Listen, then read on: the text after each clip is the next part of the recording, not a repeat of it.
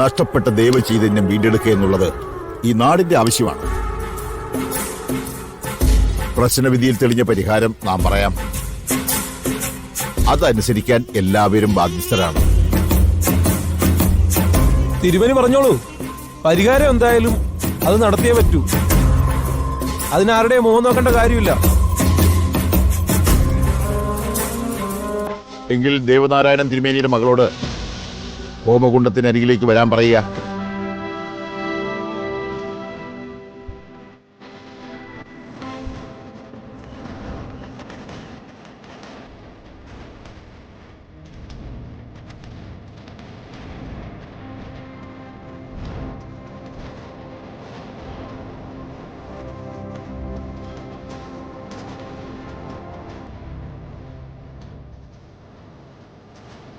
കൃഷ്ണഭഗവാൻ നിന്റെ കഴുത്തിൽ താലി ചാർത്തി തന്നു എന്ന് പറയുന്നത് അവിശ്വസനീയമായ കാര്യമാണ്.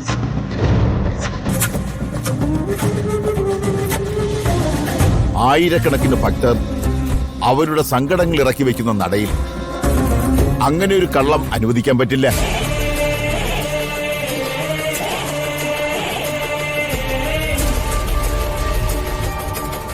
ഭഗവാന്റെ സന്നിധിയിൽ മാപ്പിരക്കുക.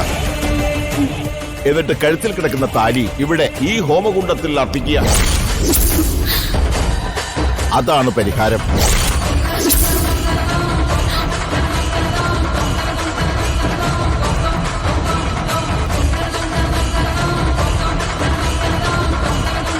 ഇല്ല, അതെന്നെ കൊണ്ട് പറ്റില്ല.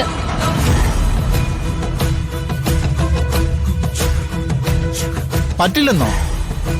തിരുമേനിയുടെ അരുളപ്പാടുകൾ നിഷേധിക്കാൻ നിനക്കെന്താ അവകാശം?